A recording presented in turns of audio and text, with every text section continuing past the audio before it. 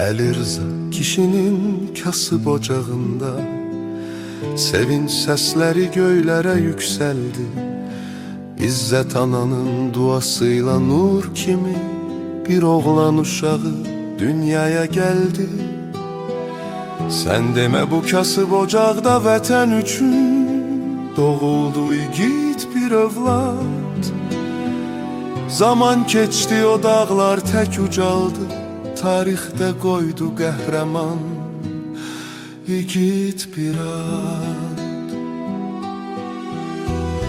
Çətin günlər içində hər zaman, hər yerdə o xalqına oldu bir dayaq.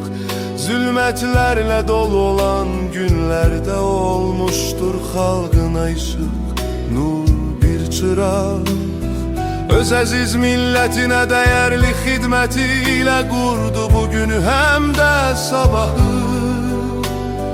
Müdrik Azərbaycan xalqı gözəl günlərə çatdı, dünya gördü bu fərahı.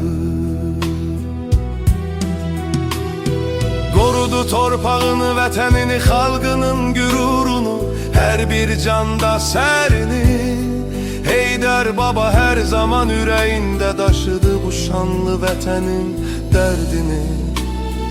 O şanlı bir tarix yazdı öz adıyla, sanıyla, budur əsil qəhrəmanlıq.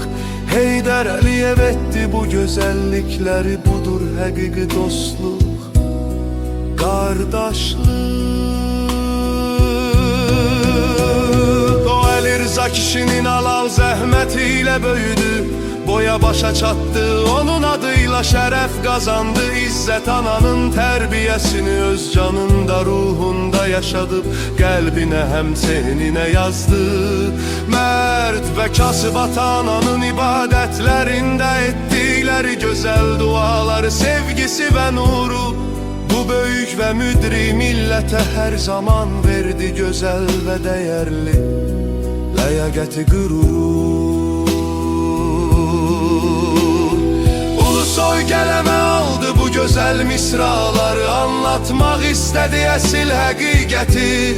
Bu doğruları bilməyən şəxs varsa demək ki, o qəbul etmişdi zəlaləti. Heydər Əliyev bugün üçün dəyərli bir miras, həm sabaha dayaqdı. Onun gözəl ideyaları ilə bu doğru yolda hər an ucalan hər bir ocaqdır. Yazar Ulusoy